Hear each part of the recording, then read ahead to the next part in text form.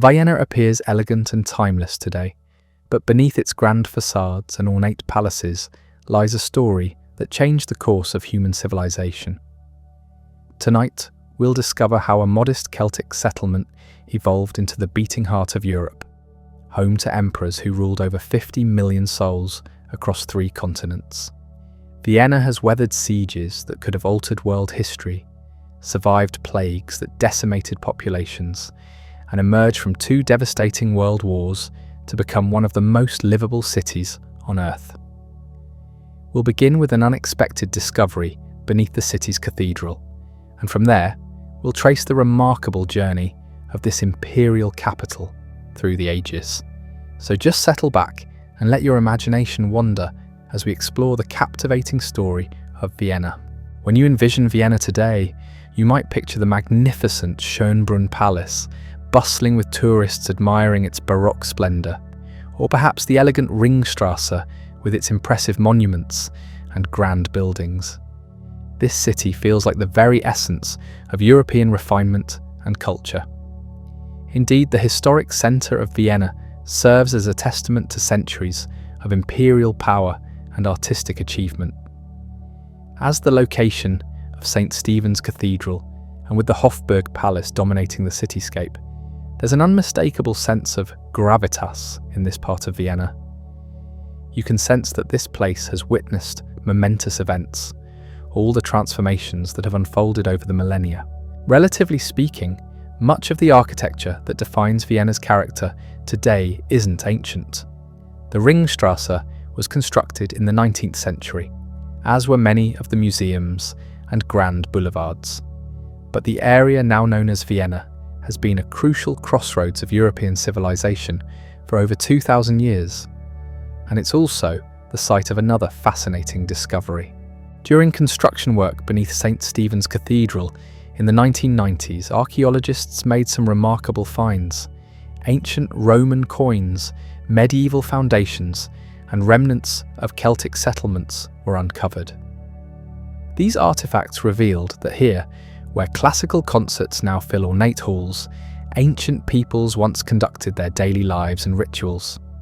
However, the true chronicle of Vienna must start with its earliest human inhabitants. Humans first settled in the Vienna basin much earlier than most people realise, perhaps as early as 30,000 years ago during the Paleolithic period.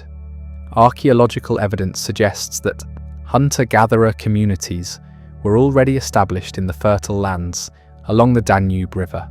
There's substantial proof of their presence, including tools, weapons, and artistic creations. But Vienna wouldn't become a formal settlement for many centuries to come.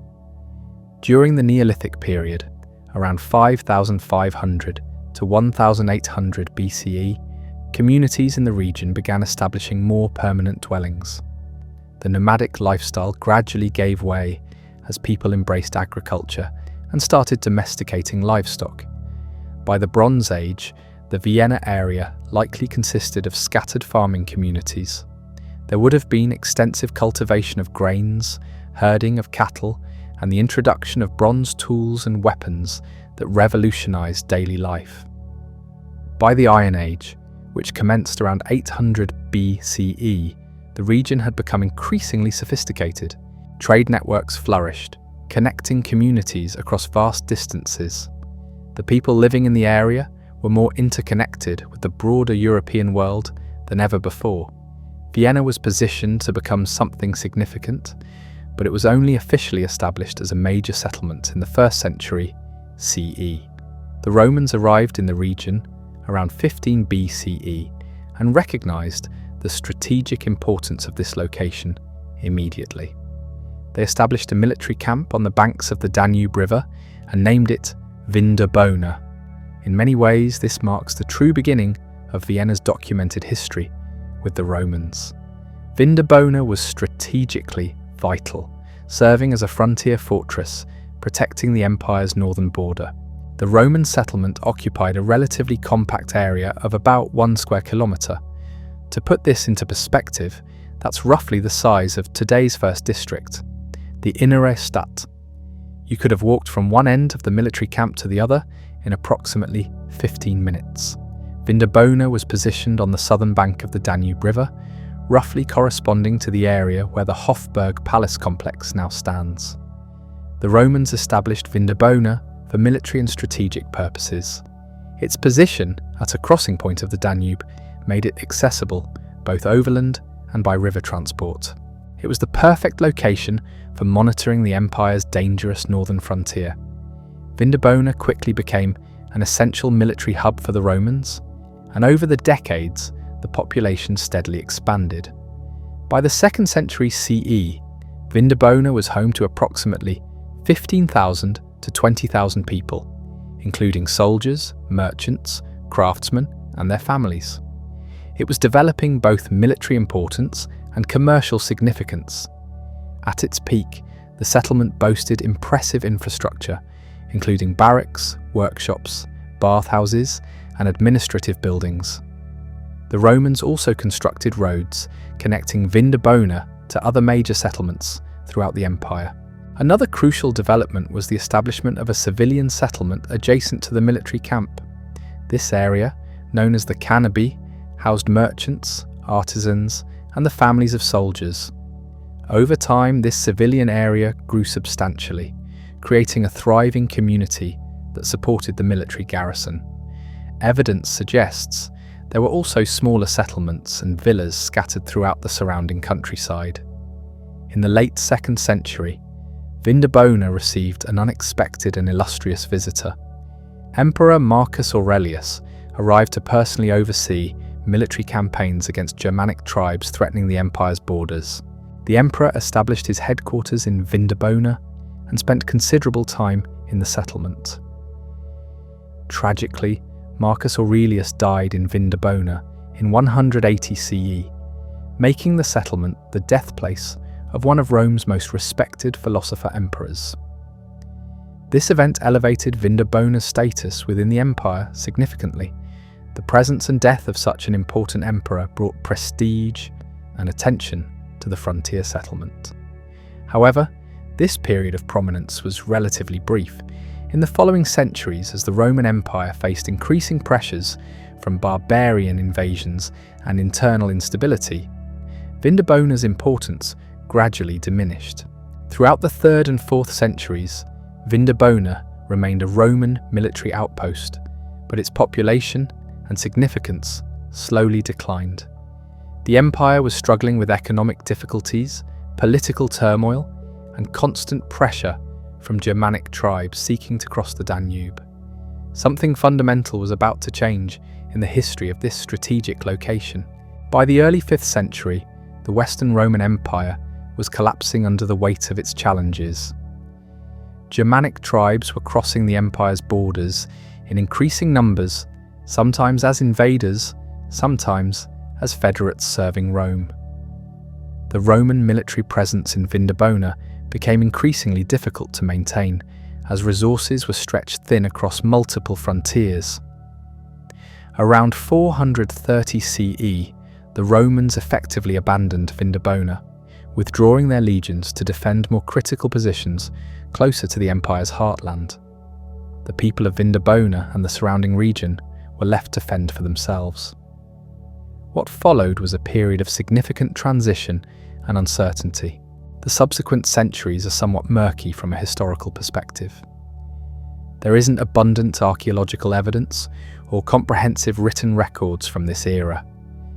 We don't know exactly what transpired in the former Roman settlement during these turbulent times. But while Vindobona wasn't completely abandoned overnight, it certainly fell into decline. Without Roman protection and investment, deterioration was inevitable. We can imagine the former military installations falling into disrepair, civilian buildings becoming ruins, and the sophisticated infrastructure slowly crumbling. The once thriving settlement may have been reduced to a small village, or possibly abandoned entirely for extended periods. After the Romans departed, new peoples began settling in the region. Germanic tribes, including groups that would later be known as the Bavarii, established themselves in the former Roman territories. Some may have arrived while the Romans were still present, serving as federates or mercenaries. However, the major migration and settlement occurred during the 5th and 6th centuries. These Germanic settlers brought their own customs, languages, and social structures to the region. They would fundamentally reshape the cultural landscape of the area for centuries to come. Unlike the Romans before them, these new inhabitants initially showed less interest in urban development and centralized settlements. Instead of rebuilding the old Roman fortress of Vindobona, the Germanic peoples established scattered settlements throughout the region. They were primarily agricultural communities, focused on farming and livestock rather than military or commercial activities. The sophisticated urban culture that had characterized Roman Vindobona gave way to a more rural, decentralized way of life. However, the strategic importance of the location remained undeniable. The Danube crossing and the fertile surrounding lands continued to attract settlers and traders. Gradually, small communities began coalescing around the ruins of the old Roman settlement. By the 8th century, there were clear signs of renewed activity in the area. The Carolingian period, beginning in the late 8th century, marked another significant phase in the region's development. Charlemagne and his successors sought to establish control over the former Roman territories and convert the pagan populations to Christianity. This brought new administrative structures, religious institutions, and cultural influences to the Vienna basin. During this period, the first churches were constructed in the area, and Christianity began to take root among the local population. The establishment of religious institutions would prove crucial to Vienna's later development as a major European centre. Monasteries and churches became focal points for education, culture, and economic activity. By the 9th century, the area was becoming known by a name that would evolve into its modern designation. Early documents refer to the settlement as Wienia or similar variations, which would eventually become Wien in German and Vienna in English. The etymology of the name remains somewhat debated, but it likely derives from the Celtic name for the original settlement. The late 9th and early 10th centuries brought new challenges to the region in the form of Magyar invasions. These fierce warriors from the east swept across Central Europe, devastating settlements and disrupting established communities. The Vienna area suffered significantly during these raids, and development was set back for several decades. However, the defeat of the Magyars at the Battle of Lechfeld in 955 CIT marked a turning point. With the Magyar threat neutralized, the region could once again focus on growth and development. The Holy Roman Empire was expanding eastward, and the Vienna area was positioned to play an important role in this expansion. This sets the stage for Vienna's emergence as a major medieval centre, but that remarkable transformation would unfold in the centuries to come, as new dynasties would recognise the settlement's potential and transform it into one of Europe's most important cities. The transformation of Vienna from a modest frontier settlement into a medieval powerhouse began with the arrival of a remarkable dynasty. In 976 CE, Emperor Otto II granted control of the Eastern March, known as the Ostmark, to Leopold I of Babenberg. This decision would prove to be one of the most consequential in European history, though few could have predicted it at the time. The Babenbergs were ambitious rulers who immediately recognized Vienna's strategic potential. Unlike their predecessors, they didn't simply view the settlement as a military outpost or trading station. They envisioned something far grander, a city that could serve as the gateway between Western and Eastern Europe. Leopold I began the process of transforming the modest collection of buildings into a proper medieval town. Under Babenberg rule, Vienna experienced its first major period of urban development since Roman times. New fortifications were constructed, replacing the crumbling remnants of Roman walls. Churches were built or expanded, creating focal points for the growing community. Most importantly, the Babenbergs actively encouraged trade and commerce, recognizing that Vienna's location made it a natural hub for merchants traveling between distant lands.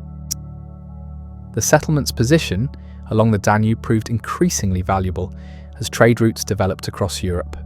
Merchants carrying goods from Venice and Constantinople passed through Vienna on their way to northern markets. Salt from the Alpine regions, furs from the Baltic, and spices from the east all flowed through the city's expanding marketplace. This commercial activity brought wealth and attracted skilled craftsmen, further stimulating growth. By the late 10th century, Vienna had grown beyond its original boundaries. New districts emerged outside the fortified core as the population expanded. Archaeological evidence suggests that workshops, taverns, and residential areas spread along the riverbank and inland toward the surrounding hills. The city was beginning to take on the character that would define it for centuries to come. A pivotal moment arrived in 1030 when Vienna received its first documentary mention as a city rather than merely a settlement. This formal recognition reflected its growing importance within the Holy Roman Empire. The Babenbergs had successfully transformed their frontier possession into a significant urban centre that commanded respect throughout Central Europe. The 11th century brought both challenges and opportunities to Vienna. The city faced periodic conflicts as various noble families vied for control over lucrative trade routes. However, these same commercial networks brought unprecedented prosperity. Vienna's merchants developed connections spanning from the North Sea to the Black Sea, making the city one of the wealthiest in the German-speaking world.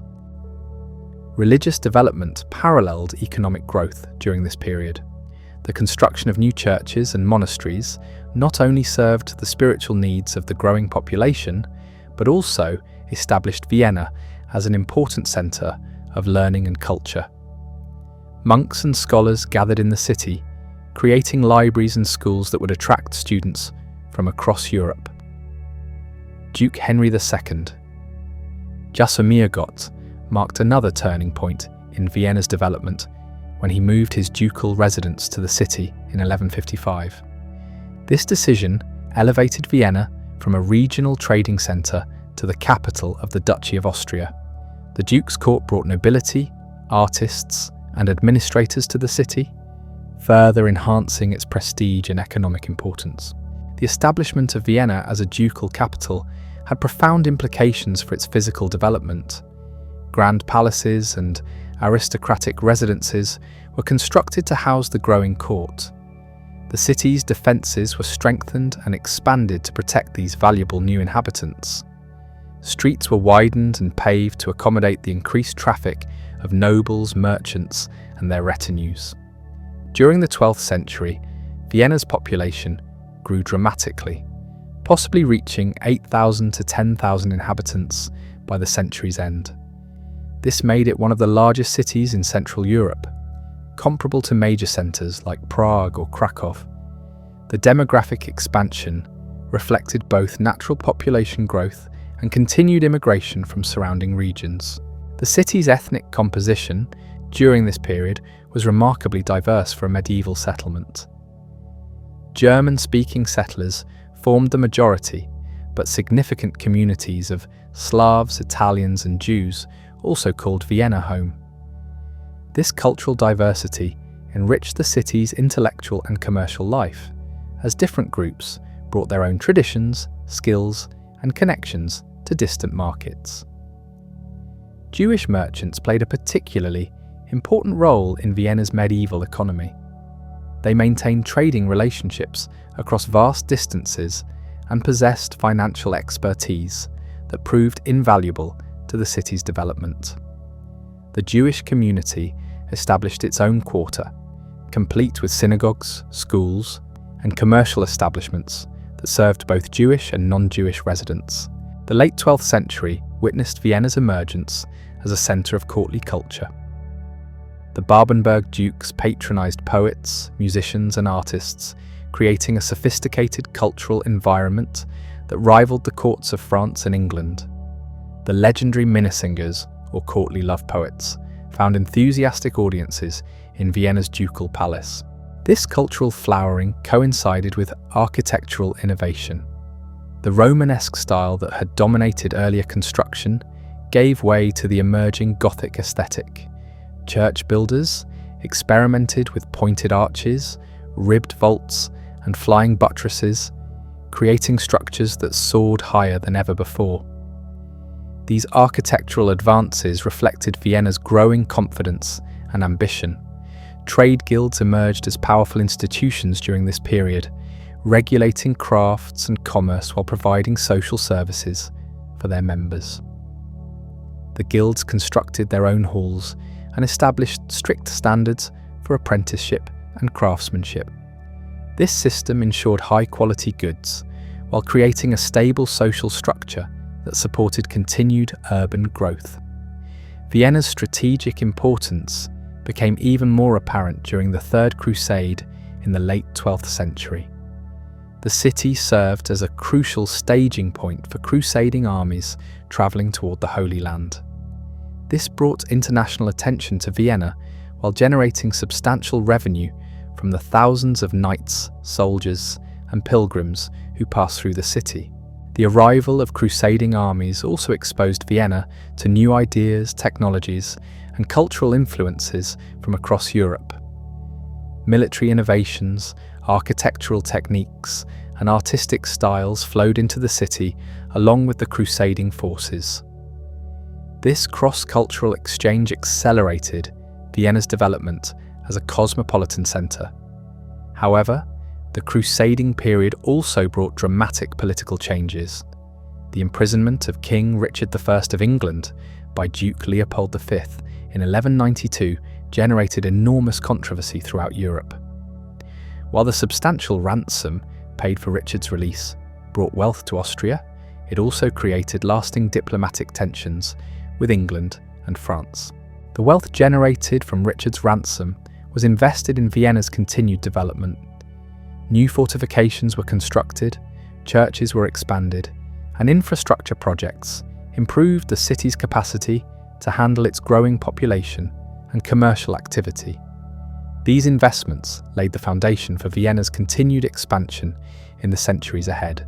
As the 12th century drew to a close, Vienna had successfully established itself as one of Central Europe's most important cities.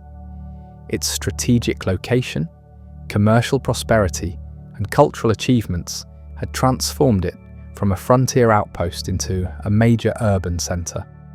The stage was set for even greater developments, as new dynasties would soon recognise Vienna's potential and elevate it to unprecedented heights of power and influence.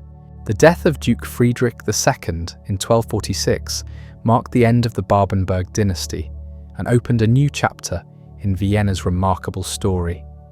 The city had grown from Celtic settlement to Roman fortress to medieval capital, but its greatest transformations still lay ahead. New rulers would soon arrive who would transform Vienna into the heart of an empire that would dominate European affairs for centuries to come. For centuries to come. The interregnum following Friedrich II's death plunged Vienna into a period of uncertainty that would test the city's resilience. Without a clear successor to the Babenberg throne, various claimants emerged, each seeking to control this prosperous and strategically vital city.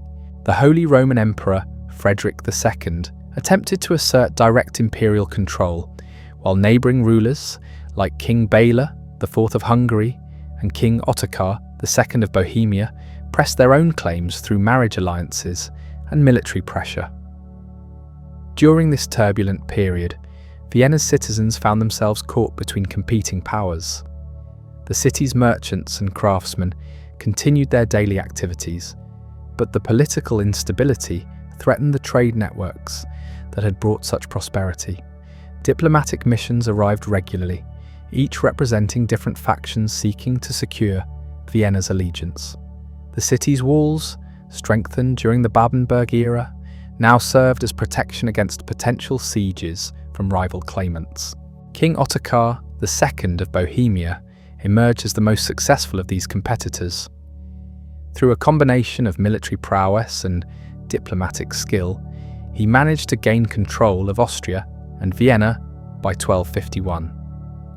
Ottokar was an ambitious ruler who understood Vienna's importance far beyond its regional significance.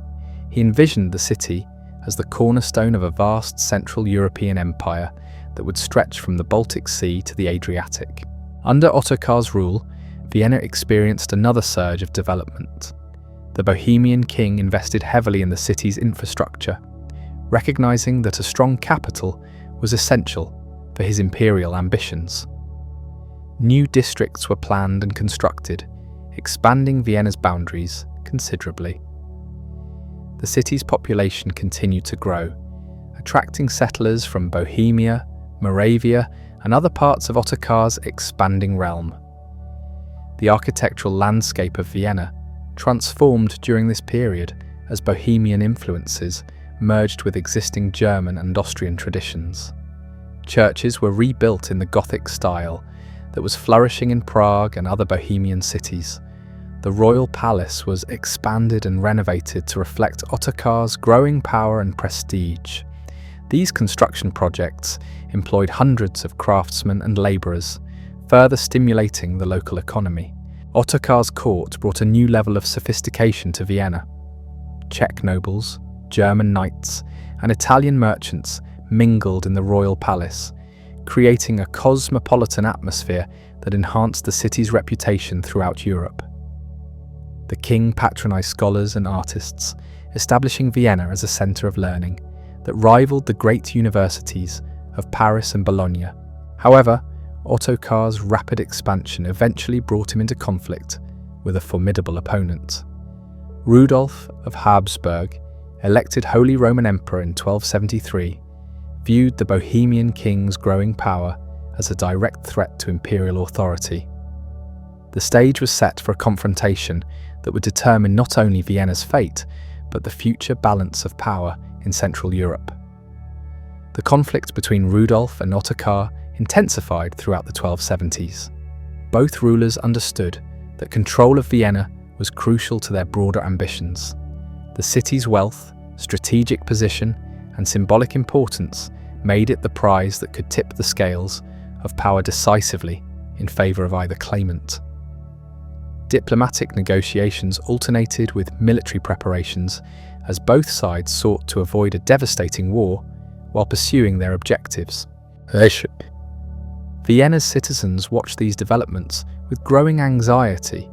The city's prosperity depended on political stability and peaceful trade relations.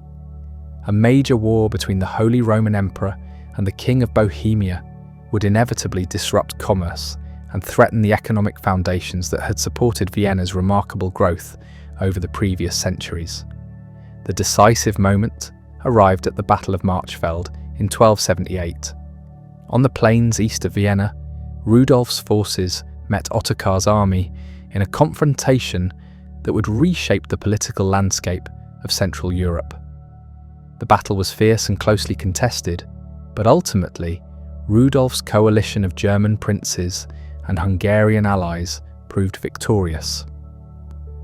Ottokar II was killed in the fighting, ending his ambitious plans for a Bohemian empire centered on Vienna. Rudolf's victory at Marchfeld had profound implications for Vienna's future development.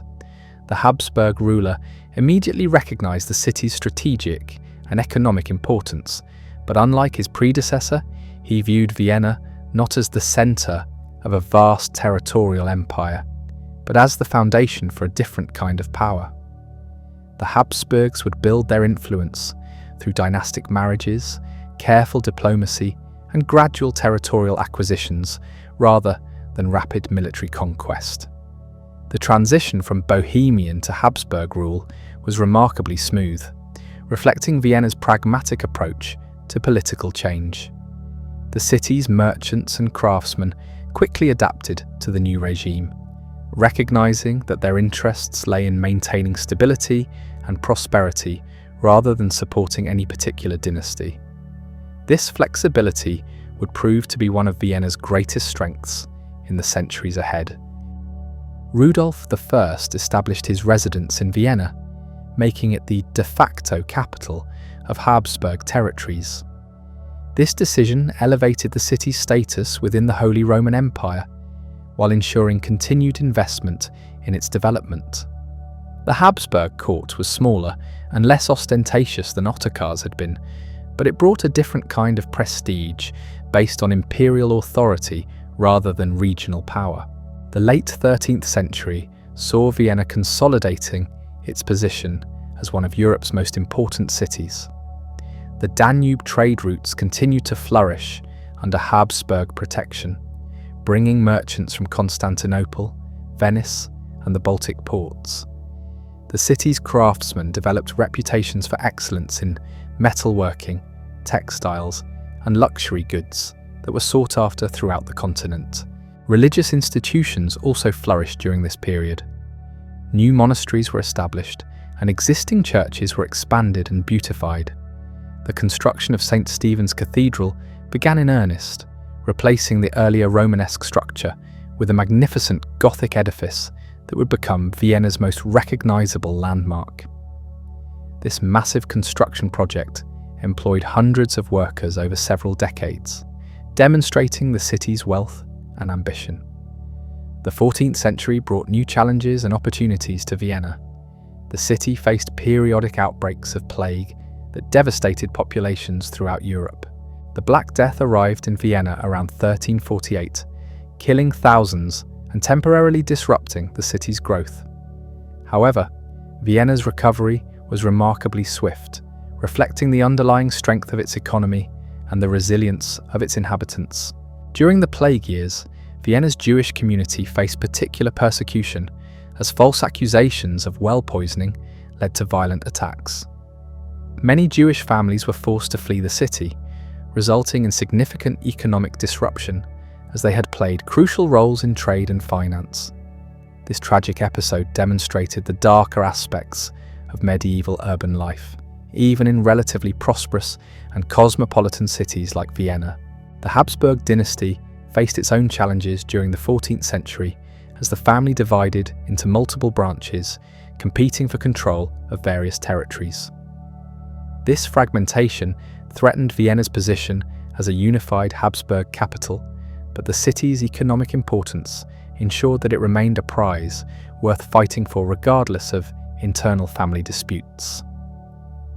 Duke Rudolf IV, known as the Founder, emerged as one of the most significant Habsburg rulers of this period. His ambitious building projects and institutional reforms transformed Vienna into a true European capital. He founded the University of Vienna in 1365, making it one of the oldest universities in the German-speaking world and establishing the city as a major centre of learning and scholarship. The establishment of the university had far-reaching consequences for Vienna's development. Scholars and students arrived from throughout Europe, bringing new ideas and creating demand for books, housing, and services. The university's faculties of theology, law, medicine, and arts attracted some of the continent's most distinguished intellectuals, enhancing Vienna's reputation as a centre of culture and learning. Rudolf IV also initiated the expansion of St. Stephen's Cathedral, commissioning the construction of the magnificent Gothic nave and towers that would define Vienna's skyline for centuries. This massive project demonstrated Habsburg commitment to the city while providing employment for countless craftsmen and labourers. The cathedral became a symbol of Vienna's religious devotion and architectural achievement. The Duke's urban planning initiatives transformed Vienna's physical appearance during the 14th century. New districts were laid out according to rational principles, with wide streets and planned squares that facilitated commerce and movement. The city's fortifications were modernised and expanded, incorporating the latest military technologies to protect against potential sieges. As the 14th century progressed, Vienna increasingly functioned as the administrative centre of Habsburg territories. Government offices were established, archives were created, and bureaucratic procedures were standardised. This administrative centralization brought additional residents to the city while creating new economic opportunities in law, finance, and government service. The city's population reached approximately 20,000 inhabitants by 1400, making it one of the largest urban centers in the Holy Roman Empire. This demographic growth reflected both natural increase and continued immigration from surrounding regions. Vienna's reputation for prosperity and opportunity attracted settlers from throughout Central Europe, contributing to its cultural diversity and economic dynamism. International recognition of Vienna's importance grew throughout the 14th century. Foreign ambassadors established permanent residences in the city, creating a diplomatic community that enhanced its cosmopolitan character. Trade agreements were negotiated with distant partners, extending Vienna's commercial networks from the North Sea to the Mediterranean and from the Atlantic to the Black Sea. The century concluded with Vienna firmly established as one of Europe's great cities. Its strategic location, economic prosperity, political importance, and cultural achievements had elevated it far beyond its origins as a Roman frontier post. The foundations were now in place for even greater developments, as the Habsburg dynasty would soon face new challenges and opportunities that would test Vienna's resilience, while opening pathways to unprecedented power and influence across the European continent. The dawn of the 15th century brought Vienna face to face with an existential threat that would test everything the city had built over the previous millennium. In 1453, Constantinople fell to the Ottoman Empire under Mehmed II, sending shockwaves throughout Christian Europe. The Byzantine Empire, which had stood as a bulwark against Islamic expansion for over 1,000 years, had finally collapsed. Suddenly, Vienna found itself on the front line of a civilizational struggle that would define the next several centuries. The Ottoman advance into the Balkans was swift and methodical. Belgrade fell in 1521, bringing the Ottoman frontier dangerously close to Habsburg territories. Hungarian forces, traditional allies of Austria, suffered catastrophic defeats at Mohatz in 1526, leaving the path to Vienna virtually undefended. The city, that had grown prosperous through trade and cultural exchange, now faced the prospect of siege warfare against one of the world's most formidable military powers. Emperor Charles V, ruler of vast Habsburg domains spanning from Spain to Austria, found himself stretched thin across multiple fronts. While he battled the French in Italy and confronted Protestant reformers in Germany, the Ottoman threat to Vienna demanded immediate attention. The emperor's brother, Ferdinand I, was entrusted with defending the Eastern Territories, a responsibility that would prove both daunting and transformative for Vienna's future development. Ferdinand understood that Vienna's survival depended on more than military preparations alone. He initiated a comprehensive program of urban fortification that transformed the medieval city into one of Europe's most formidable fortress cities. The old walls were reinforced and expanded, incorporating the latest innovations in military engineering. Bastions and ravelins were constructed according to the most advanced Italian designs, creating interlocking fields of fire that could devastate attacking forces. The city's civilian population participated actively in these defensive preparations. Wealthy merchants contributed funds for cannon and gunpowder, while craftsmen worked tirelessly to produce weapons and ammunition. Women and children helped transport materials and provisions, understanding that their very survival depended on Vienna's ability to withstand Ottoman assault. This collective effort created a sense of unity and purpose that transcended traditional social divisions. In September 1529, Sultan Suleiman the Magnificent arrived at Vienna's gates with an army estimated at over 100,000 men. The siege that followed would become one of the most famous military encounters in European history. For nearly 3 weeks, Ottoman forces bombarded Vienna's walls, while defenders fought desperately to maintain their positions. The city's fate hung in the balance, as supplies dwindled and casualties mounted on both sides. The siege of 1529 revealed both Vienna's vulnerabilities and its remarkable resilience. While Ottoman artillery damaged the city's fortifications, the defenders' determination and superior defensive positions ultimately proved decisive. Heavy rains turned the surrounding countryside into muddy terrain that hindered Ottoman siege operations, while diseases began spreading through the crowded military camps. After sustaining heavy losses without achieving a breakthrough, Suleiman ordered the withdrawal of his forces in October. Vienna's successful defense against the Ottoman Empire had profound consequences that extended far beyond the city's immediate survival. The victory demonstrated that Ottoman expansion into Europe was not inevitable, inspiring resistance movements throughout the continent. Charles V and other European rulers began to view Vienna as Christianity's shield against Islamic conquest, elevating the city's symbolic importance to unprecedented levels. The psychological impact of the siege's outcome transformed Vienna's self-perception and European reputation. Citizens who had faced annihilation with courage and determination developed a fierce pride in their city's achievements. This confidence manifested in ambitious reconstruction projects that not only repaired siege damage but expanded Vienna's defences and improved its urban infrastructure significantly. Ferdinand I used Vienna's newfound prestige to attract investment and immigration from throughout the Habsburg domains. Italian architects and engineers arrived to modernize the city's fortifications, while German craftsmen established workshops that produced goods for both civilian and military markets. Spanish administrators brought expertise in government and finance, creating more efficient systems for managing the growing urban population and its complex needs. The decades following the 1529 siege witnessed remarkable economic growth as Vienna benefited from its enhanced strategic importance. Military expenditures stimulated local industries, while the constant presence of troops created markets for food, clothing, and services. The city became a major centre for weapons manufacturing, producing cannon, muskets, and armour that were exported throughout the Habsburg territories and beyond.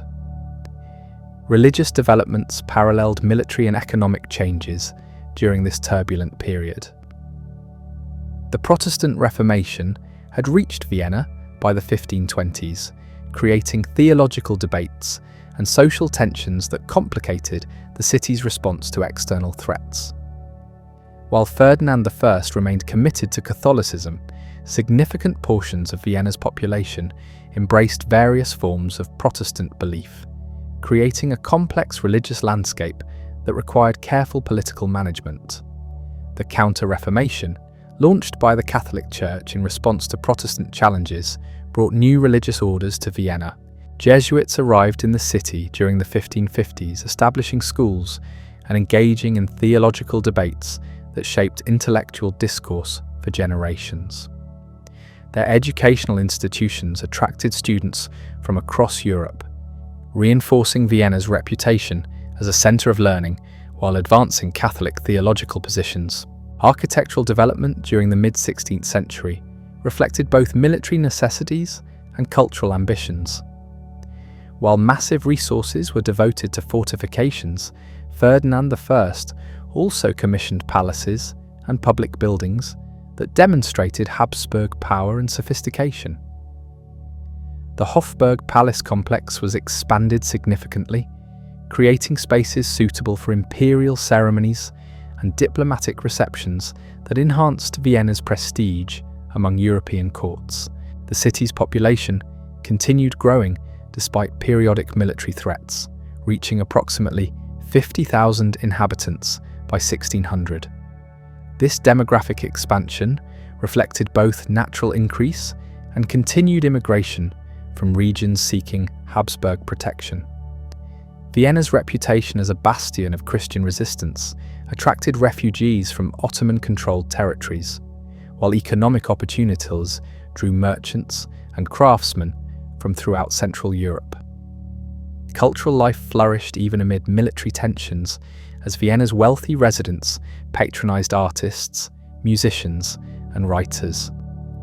The city's musical traditions began developing the distinctive characteristics that would later make Vienna synonymous with classical music.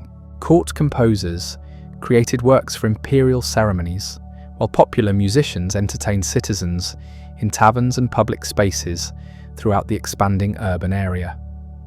The late 16th century brought renewed Ottoman pressure as Sultan Mehmed III launched new campaigns into Habsburg territories. While Vienna itself was not directly besieged, the constant threat of attack required maintaining expensive defensive preparations that strained the city's resources.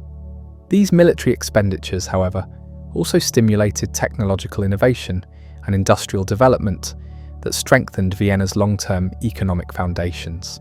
International diplomacy increasingly centered on Vienna as the city's strategic importance became apparent to rulers throughout Europe.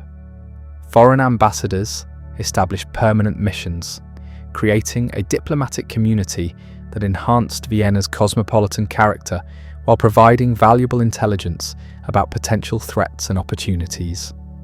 These diplomatic connections facilitated trade relationships that further strengthened the city's economic position. The turn of the 17th century found Vienna transformed from a prosperous medieval trading centre into one of Europe's most strategically important fortress cities. The Ottoman threat had catalysed developments that might otherwise have taken centuries to achieve.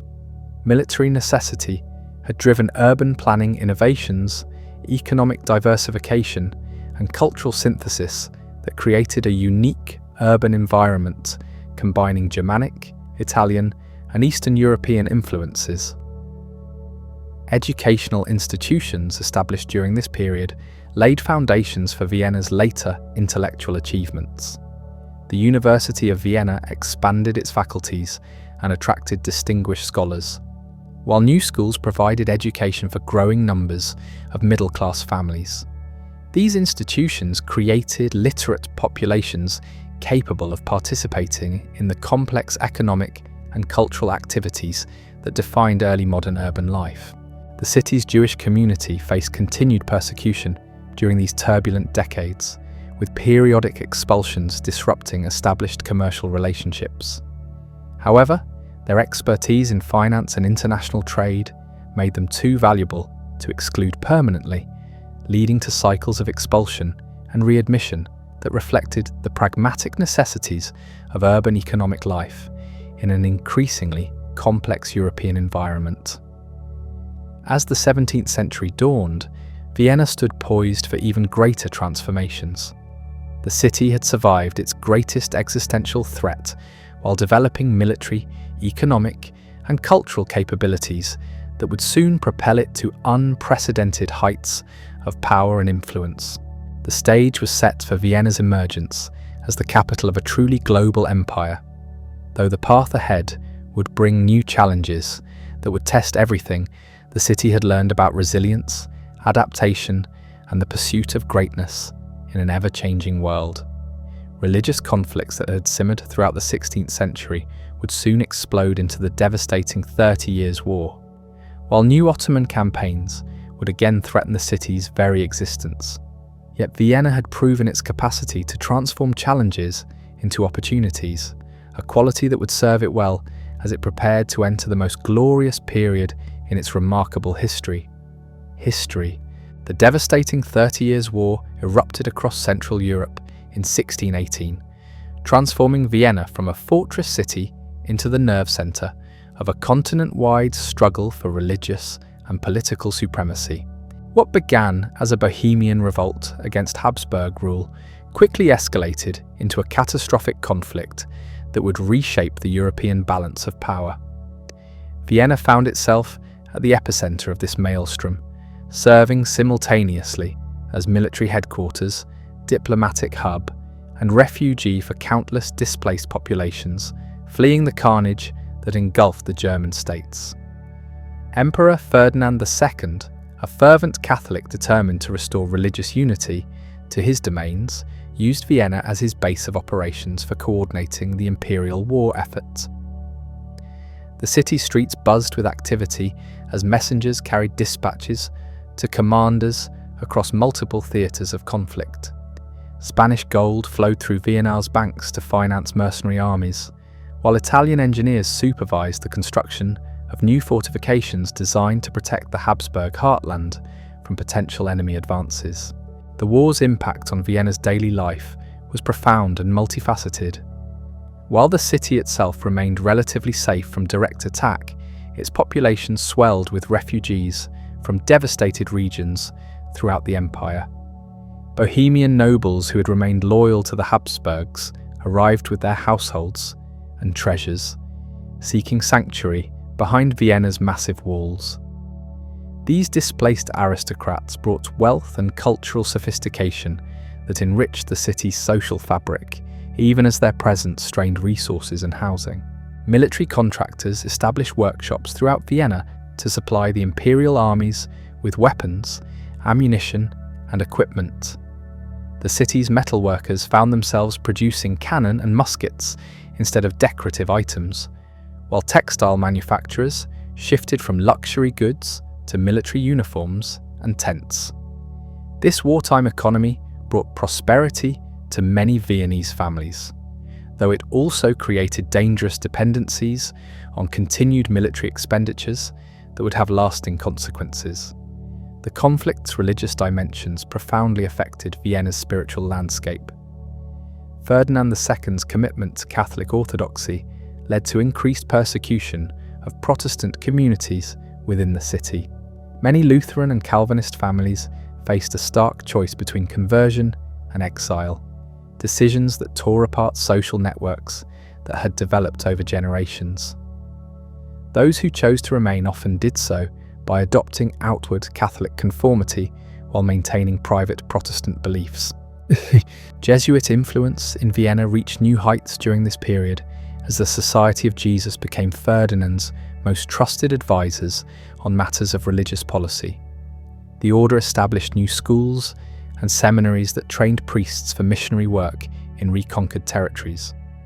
Their educational institutions attracted students from across Catholic Europe, creating an international community of scholars and clerics who would carry Viennese intellectual traditions to distant corners of the continent. The war's diplomatic complexities required Vienna to maintain relationships with allies whose interests often conflicted dramatically. Spanish ambassadors pressed for aggressive military campaigns that would drain Austrian resources, while papal nuncios demanded religious policies that might alienate potential Protestant allies. Bavarian and Saxon representatives pursued their own territorial ambitions, forcing Viennese diplomats to navigate an increasingly treacherous political landscape. French intervention in the conflict, beginning in the 1630s, fundamentally altered Vienna's strategic calculations. Cardinal Richelieu's decision to support Protestant forces against the Habsburgs transformed a religious war into a dynastic struggle for European hegemony. Vienna suddenly faced the prospect of coordinated attacks from French armies in the west and Swedish forces in the north, while maintaining vigilance against potential Ottoman advances from the southeast. The city's fortifications underwent continuous improvement throughout the war as military engineers incorporated lessons learned from sieges across Europe. New bastions were constructed according to the most advanced principles of fortress design, while existing walls were strengthened with earth-filled ramparts that could better absorb artillery bombardment. These massive construction projects employed thousands of workers and consumed enormous financial resources, but they transformed Vienna into one of Europe's most impregnable cities. Cultural life in wartime Vienna reflected both the stresses of prolonged conflict and the opportunities created by concentrated wealth and talent. Court composers produced martial music for military ceremonies, while also creating sophisticated works for private performances in aristocratic salons. The contrast between public displays of martial vigor and private expressions of artistic refinement captured the dual nature of a city simultaneously engaged in warfare and cultural creation. The war's economic impact extended far beyond Vienna's immediate vicinity, as the city became a crucial link in the financial networks that sustained Habsburg military operations.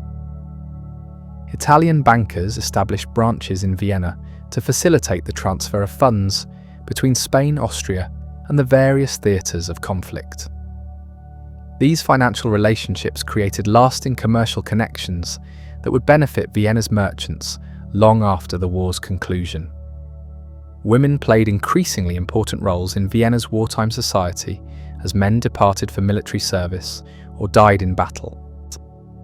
Aristocratic ladies managed vast estates while their husbands campaigned in distant provinces, making decisions about agriculture, finance, and local administration that had traditionally been masculine prerogatives. Merchant wives took over family businesses, often demonstrating entrepreneurial skills that challenged conventional assumptions about gender roles in early modern society. The plague returned to Vienna with devastating force in 1679, killing thousands and disrupting the city's carefully maintained social order. This epidemic struck at a moment when the war had already strained resources and created overcrowded conditions that facilitated disease transmission.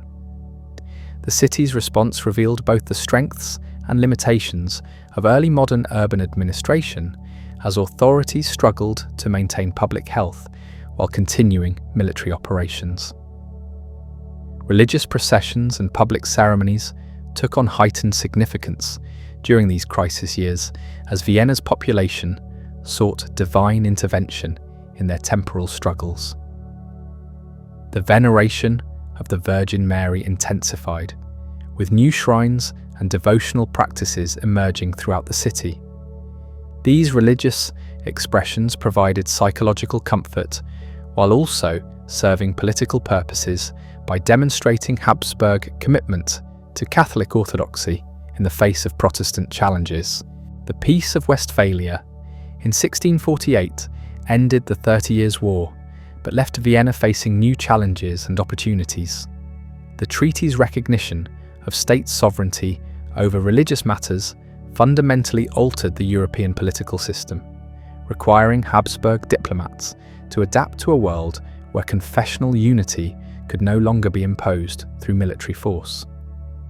This transition would prove particularly significant for Vienna's future development as a cosmopolitan imperial capital.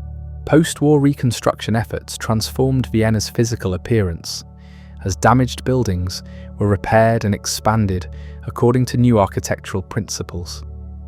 Italian Baroque influences became increasingly prominent as architects sought to create visual expressions of Habsburg power that would inspire both subjects and foreign visitors. The Hofburg Palace complex underwent major renovations that incorporated the latest European design trends while maintaining distinctively Austrian characteristics. The war's conclusion also marked the beginning of Vienna's emergence as a major centre of scientific and intellectual inquiry. The city's university expanded its faculties and attracted distinguished scholars who had been displaced by the conflict's devastation of other academic centres. These intellectual developments laid foundations for Vienna's later contributions to European Enlightenment thought and scientific advancement. Economic recovery proceeded rapidly as Vienna's merchants re-established trade relationships that had been disrupted by decades of warfare.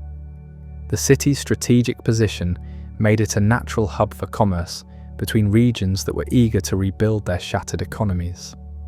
New trading companies emerged to exploit opportunities created by shifting political boundaries and altered commercial networks throughout Central Europe.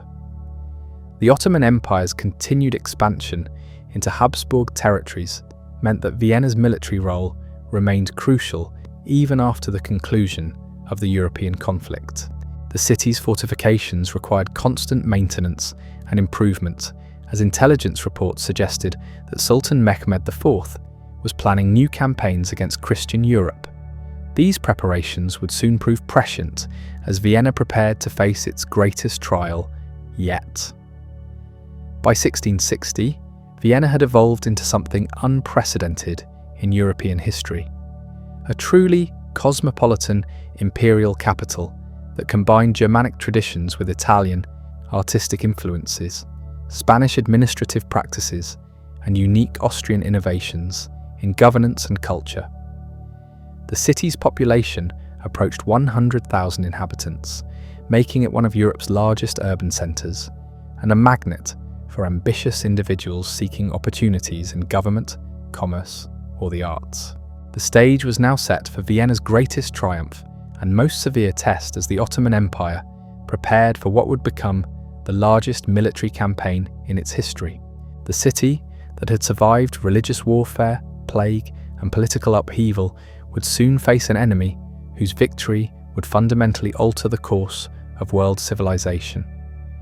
Everything Vienna had learned about resilience, adaptation, and the mobilization of human resources would be tested in the crucible of the 1683 siege that would determine whether Christian Europe would survive or fall to Islamic conquest.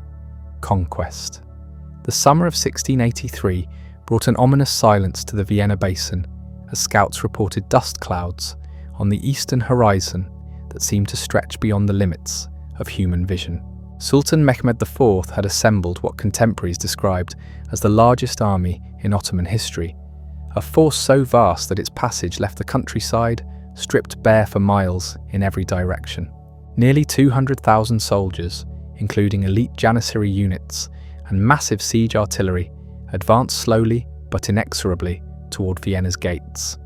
The fate of Christian Europe hung in the balance as this unprecedented military machine approached the city that had become the symbol of Habsburg resistance to Ottoman expansion. Emperor Leopold I faced an impossible strategic situation as reports reached Vienna of the approaching Ottoman host. His own forces were scattered across multiple fronts, with significant contingents committed to operations in France and the Low Countries. The imperial army that remained in Austria numbered fewer than 20,000 men, woefully inadequate to meet the Ottoman threat in open battle. Leopold's advisors urged immediate evacuation of the court to safer territories in Germany, but the emperor understood that abandoning Vienna would likely mean the collapse of Habsburg power in Central Europe. The city's civilian population received news of the approaching siege with a mixture of determination and terror. Memories of the 1529 siege remained vivid in popular consciousness, passed down through generations as tales of heroism and survival against impossible odds. However, the current Ottoman force dwarfed anything Suleiman the Magnificent had brought to Vienna's walls a century and a half earlier. Citizens began evacuating non-essential possessions while stockpiling food, water, and ammunition for what promised to be a lengthy and devastating siege. Count Ernst Rüdiger von Starhemberg emerged as Vienna's military commander, a capable officer whose previous experience in siege warfare would prove invaluable in the coming ordeal. Starhemberg immediately ordered the destruction of suburbs and buildings outside the city walls to deny the Ottomans cover and building materials for their siege works. This scorched earth policy, while militarily necessary, created heartbreaking scenes as families watched their homes and businesses reduced to ashes to serve the greater cause of urban defence.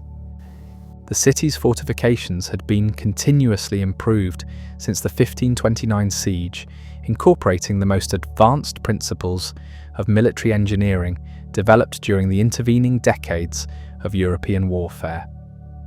Massive earth-filled bastions projected from the main walls at regular intervals, creating overlapping fields of fire that could devastate attacking forces.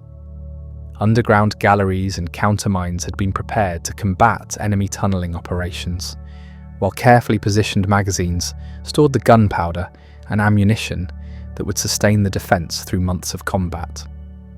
Religious preparation paralleled military arrangements as Vienna's clergy, organised prayer services and processions designed to invoke divine protection for the besieged city. The veneration of the Virgin Mary intensified dramatically, with new votive offerings appearing daily at shrines throughout the urban area. These spiritual activities provided psychological comfort to a population facing annihilation, while also serving to maintain morale and social cohesion during the extreme stress of siege conditions. On July 14, 1683, the first Ottoman units appeared before Vienna's walls, their colourful banners and gleaming weapons creating a spectacular but terrifying display of military power. The siege formally began 3 days later when Ottoman engineers commenced construction of the extensive earthworks required to bring their heavy artillery within effective range of the city's fortifications. The sound of thousands of shovels and pickaxes working day and night created a constant background noise that reminded Vienna's defenders of their desperate situation. Grand Vizier Kara Mustafa Pasha established his magnificent headquarters tent within sight of Vienna's walls, a pavilion so elaborate that European observers compared it to a mobile palace. From this command centre, the Grand Vizier directed siege operations that followed Ottoman military doctrine developed through centuries of successful city captures. Massive earthen ramps were constructed to elevate siege cannons, while parallel trenches advanced slowly but steadily toward the Christian fortifications. The Ottoman artillery bombardment began in earnest during late July, with dozens of heavy cannons firing continuously at Vienna's walls and bastions. The psychological impact of this constant bombardment was enormous, as the thunder of cannon fire could be heard for miles in every direction. Buildings throughout the city suffered damage from the largest projectiles, while the constant vibration and noise created an atmosphere of perpetual tension that tested the endurance of even the most determined defenders. Vienna's garrison responded to the Ottoman bombardment with carefully coordinated defensive fire from their own artillery positions.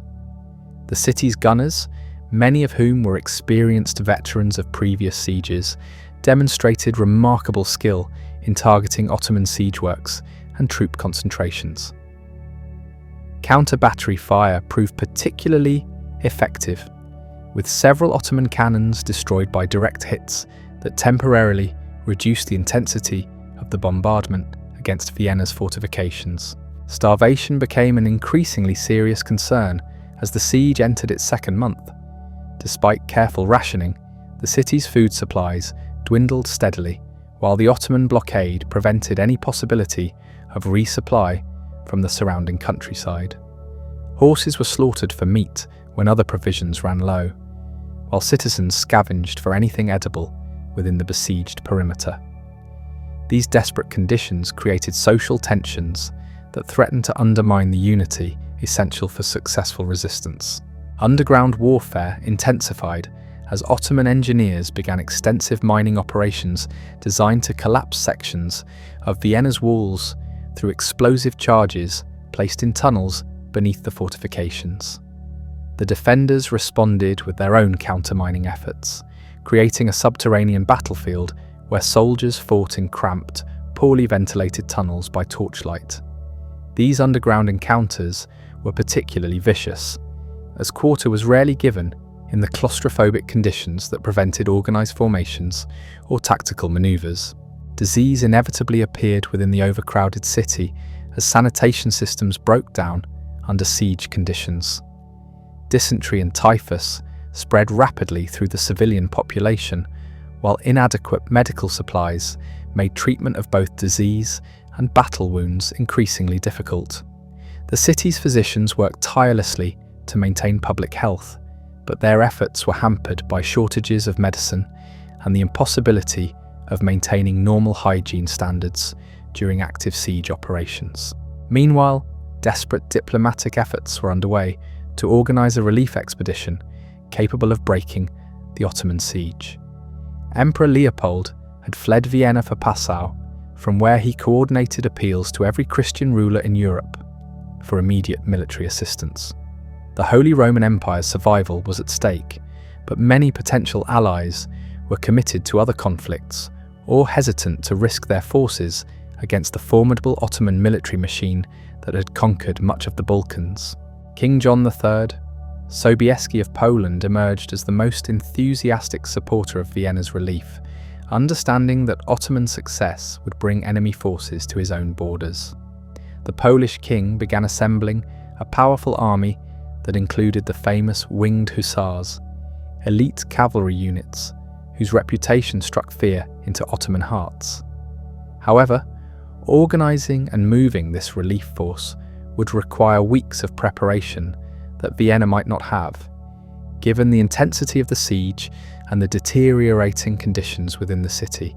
The situation grew increasingly desperate as August progressed and Ottoman siege works advanced to within yards of Vienna's outer defences.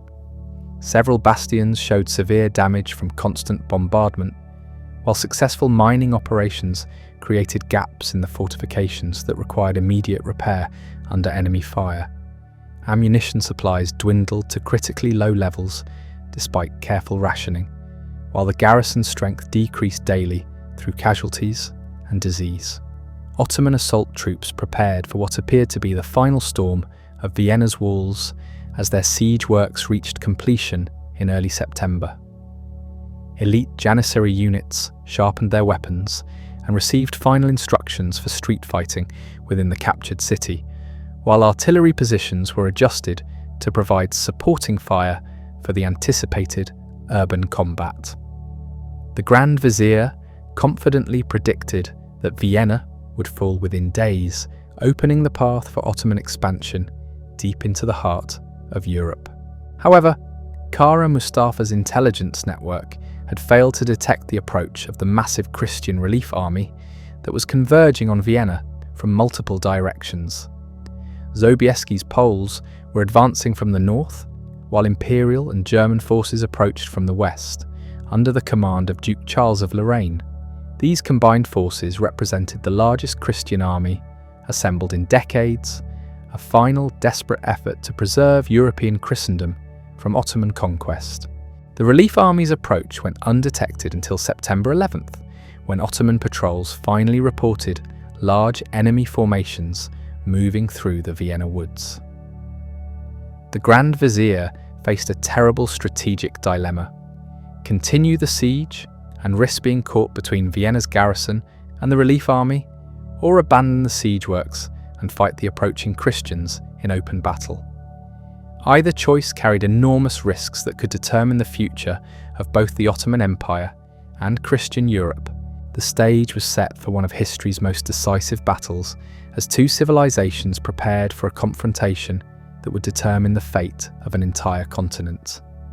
Vienna, which had endured 2 months of hellish siege conditions, would either fall to Islamic conquest or witness the beginning of Ottoman decline in Europe. Everything the city had learned about resilience and survival would be tested in the climactic hours ahead, as the largest relief army in Christian history prepared to stake everything on one final desperate assault against the forces that threatened to extinguish European civilization forever. The morning of September 12th, 1683, dawned clear and bright as nearly 80,000 Christian warriors prepared to descend from the hills surrounding Vienna in what would become the largest cavalry charge in human history. The city's exhausted defenders, many of whom had given up hope of rescue, suddenly heard the sound of war horns echoing across the Vienna woods, announcing that salvation was finally at hand. The thunderous sound of 18,000 Polish winged hussars descending from the Kahlenberg heights created a spectacle that witnesses would remember for the rest of their lives. King John Sobieski himself led this magnificent charge, his armour gleaming in the morning sunlight as his legendary cavalry swept down upon the Ottoman positions like an unstoppable avalanche. The sight of these elite horsemen, their distinctive wings creating an almost supernatural appearance, struck terror into Ottoman hearts, while filling Vienna's defenders with renewed hope and determination. The battle that followed was a masterpiece of military coordination, as Christian forces attacked the Ottoman siege lines from multiple directions simultaneously. Duke Charles of Lorraine's imperial troops struck from the west, while Bavarian and Saxon contingents pressed forward from the northwest. The Poles crashed into the Ottoman right flank with devastating effect, their heavy cavalry smashing through defensive positions that had been oriented toward Vienna rather than the surrounding hills. Kara Mustafa's army, caught completely off guard by the scale and coordination of the Christian assault, struggled to reorganize their formations to meet attacks coming from unexpected directions. The Grand Vizier's magnificent command tent, which had symbolized Ottoman confidence throughout the siege, became the focal point of desperate fighting as Christian cavalry units raced toward this prize. The psychological impact of losing their command center would prove as devastating as any tactical defeat. Within Vienna's walls, Count Starhemberg ordered his exhausted garrison to launch a coordinated sortie against the Ottoman siege works. These brave defenders, many of whom had not slept properly in weeks, somehow found the energy to storm out of their battered fortifications and attack the enemy positions from behind. The sound of Vienna's church bells ringing in triumph mixed with the clash of weapons and the cries of combatants in a cacophony that announced the tide of battle had turned decisively. The Ottoman army's collapse was swift and complete once their command structure disintegrated under the intensity of the Christian assault. Disciplined Janissary units that had terrorized European battlefields for centuries found themselves overwhelmed by enemies attacking from all directions. Supply trains that had sustained the massive Ottoman force throughout the siege became targets for Christian cavalry units that swept across the battlefield, capturing wagons loaded with weapons, food, and treasure. Thousands of Ottoman soldiers fled eastward in complete disorder, abandoning equipment and personal belongings in their desperate haste to escape the Christian pursuit. The retreat quickly degenerated into a rout as panic spread through the ranks of an army that had never before experienced such a catastrophic defeat. Roads leading away from Vienna became clogged with fleeing soldiers, abandoned artillery, and overturned supply wagons that testified to the completeness of the Ottoman disaster. The liberation of Vienna sent shockwaves throughout Europe as news of the victory spread rapidly through diplomatic networks and commercial channels. Church bells rang in celebration from Rome to Madrid, while Thanksgiving services were held in cathedrals across the continent. And the Ottoman Empire, which had seemed invincible just days earlier, suddenly appeared vulnerable to counterattack as Christian rulers began contemplating the possibility of rolling back centuries of Islamic expansion in the Balkans. Sobieski's victory parade through Vienna's streets created scenes of jubilation that contemporaries struggled to describe adequately.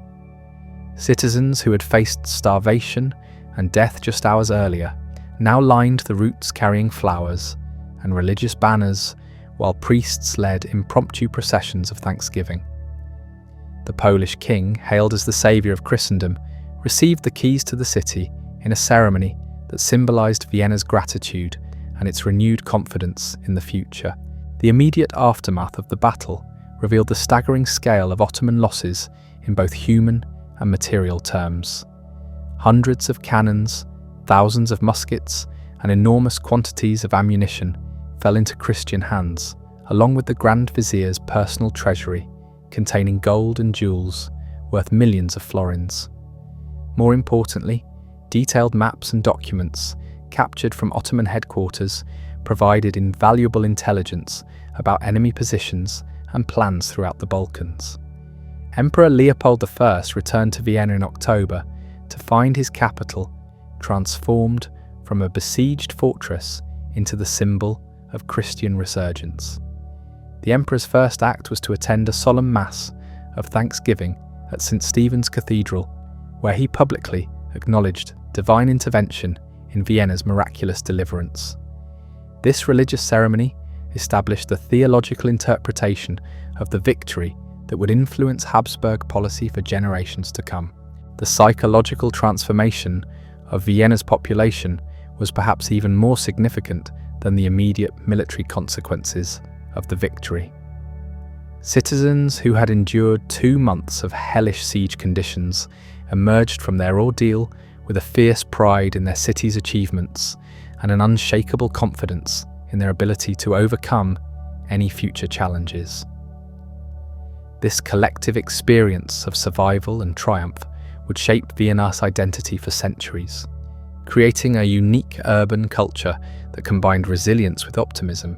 Reconstruction efforts began immediately as Vienna's authorities recognized that the city's rapid recovery would demonstrate Habsburg power more effectively than any military parade.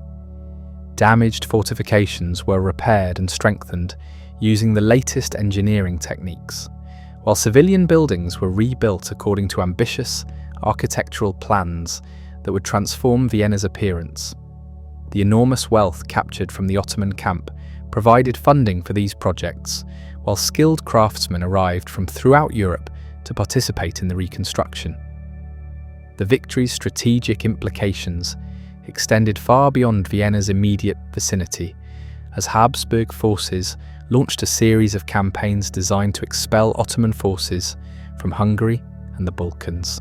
The psychological advantage gained at Vienna enabled Christian armies to achieve successes that had seemed impossible just months earlier. Cities that had been under Ottoman control for decades suddenly found themselves liberated by advancing Habsburg forces inspired by Vienna's example. Cultural developments paralleled military and political changes as Vienna emerged as a centre of Baroque artistic expression that celebrated the triumph of Christian civilization. Architects, painters, and musicians flocked to the city to participate in projects commemorating the great victory while exploring new forms of artistic expression appropriate to Vienna's elevated status. The synthesis of Italian, German, and distinctively Austrian influences created a unique cultural environment that would influence European artistic development for generations. The Ottoman Empire's failure at Vienna marked the beginning of a long decline that would eventually reduce it from a world power to the sick man of Europe.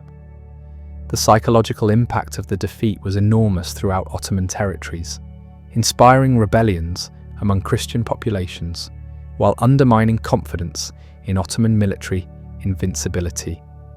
Successive sultans would struggle to recover the prestige and territorial control lost during those fateful September days outside Vienna's walls. International recognition of Vienna's new status came from across Europe as foreign diplomats and established expanded missions in the city, while merchants sought trading privileges with the Habsburg capital. The Congress of Vienna in 1683 may have been a military victory, but it also represented a diplomatic triumph that elevated the city to the front rank of European capitals. This enhanced international profile would prove crucial to Vienna's continued development as a centre of culture, commerce, and political influence. The victory's religious dimensions profoundly influenced Vienna's spiritual landscape, as new churches and monasteries were constructed to commemorate divine intervention in the city's deliverance. The Karlskirche, one of Vienna's most magnificent Baroque churches, stands as a permanent monument to this pivotal moment in the city's history. These religious edifices served both spiritual and political purposes by demonstrating Habsburg commitment to Catholic orthodoxy, while providing focal points for community celebration and thanksgiving. By 1690, Vienna had evolved from a besieged frontier city into the undisputed capital of a resurgent Catholic empire that stretched from the Netherlands to the Carpathian Mountains. The population had grown to over 150,000 inhabitants as immigrants flocked to participate in the opportunities created by military victory and economic expansion. This demographic growth reflected both the city's enhanced prosperity and its reputation as a place where ambition could be rewarded with success. The stage was now set for Vienna's transformation into one of Europe's greatest cultural centres, as the Habsburg court attracted artists, musicians, and intellectuals from throughout the continent. The city that had proved its military valor would soon demonstrate equal excellence in the arts and sciences, creating a golden age that would establish Vienna's permanent place among the world's great capitals. The foundations laid during those desperate siege months would support centuries of achievement that would make Vienna synonymous with European civilization at its finest. However, this remarkable transformation would not occur without new challenges, as the Habsburg Empire expanded rapidly into territories with diverse populations and conflicting interests. Vienna would need to develop new approaches to governance and diplomacy while maintaining the military strength that had secured its survival.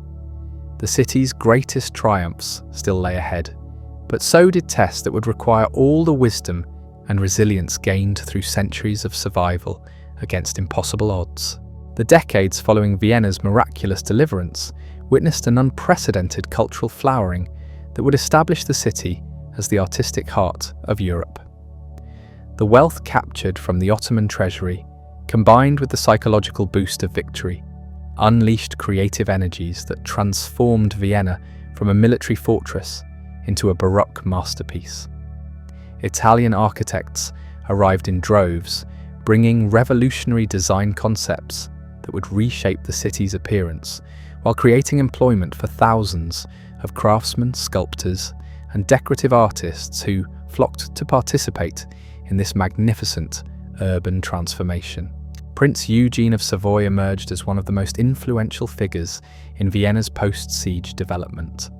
This brilliant military commander, who had played a crucial role in subsequent campaigns against the Ottomans, used his enormous wealth and prestige to patronize architectural projects that rivaled anything being constructed in Paris or Rome. His Belvedere Palace, with its magnificent gardens and spectacular Baroque facades, became a symbol of Vienna's newfound confidence and sophistication that attracted visitors from across the continent. The Hofburg Palace complex underwent massive expansion during this period, as successive emperors sought to create a residence worthy of their enhanced status as defenders of Christendom. The imperial apartments were redesigned according to the most advanced principles of Baroque interior decoration, while new wings were added to accommodate the growing bureaucracy required to administer the rapidly expanding Habsburg domains. These construction projects employed hundreds of artisans whose skills elevated Vienna's reputation for craftsmanship and artistic excellence. St. Stephen's Cathedral, which had served as a symbol of resistance during the siege, was extensively renovated to reflect Vienna's triumphant emergence as a major European power. The Gothic structure received Baroque additions that harmoniously blended medieval and contemporary architectural styles, creating a unique synthesis that would influence church design throughout Central Europe. The cathedral's soaring spires became focal points for the city's evolving skyline, while its magnificent interior decorations demonstrated the Habsburg commitment to Catholic artistic expression. Musical life in Vienna began developing the distinctive characteristics that would eventually make the city synonymous with classical composition and performance. Court musicians created increasingly sophisticated works for imperial ceremonies, while public concerts in aristocratic palaces attracted audiences that included both nobility and wealthy merchants. The city's musical traditions drew inspiration from Italian opera, German sacred music, and distinctive Austrian folk melodies that created a unique synthesis reflecting Vienna's cosmopolitan character. The establishment of new educational institutions paralleled artistic developments, as Vienna's leaders recognized that cultural achievement required intellectual foundations. The University of Vienna expanded its faculties significantly, attracting distinguished professors from throughout Europe, while establishing new research programs in natural philosophy, mathematics, and experimental sciences. These academic developments created an intellectual atmosphere that fostered innovation while providing trained administrators for the empire's expanding governmental apparatuses. Foreign diplomats who had previously viewed Vienna as a frontier outpost now established elaborate missions that reflected the city's enhanced international importance. The Spanish, French, and English ambassadors constructed magnificent palaces that served both residential and ceremonial purposes, while demonstrating their government's recognition of Habsburg power. These diplomatic establishments created a cosmopolitan social environment that enriched Vienna's cultural life, while facilitating the exchange of ideas and artistic influences. Commercial development accelerated dramatically as Vienna's merchants exploited new opportunities created by Ottoman territorial losses in the Balkans.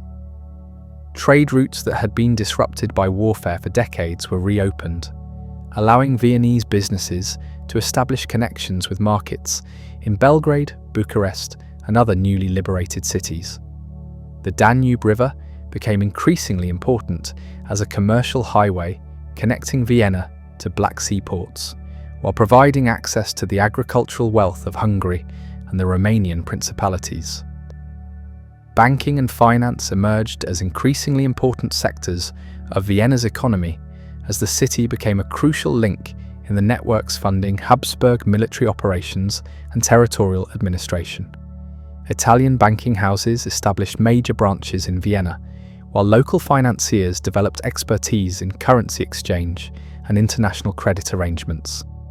These financial developments attracted merchants and investors from throughout Europe, while providing the capital necessary for continued urban development and expansion.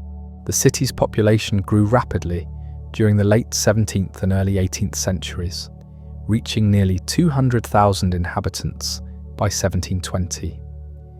This demographic expansion reflected both natural increase and continued immigration from regions throughout the Habsburg Empire and beyond. German-speaking settlers arrived from various principalities seeking opportunities in the expanding imperial capital, while Italian artists and French craftsmen brought specialized skills that enriched Vienna's cultural and economic life.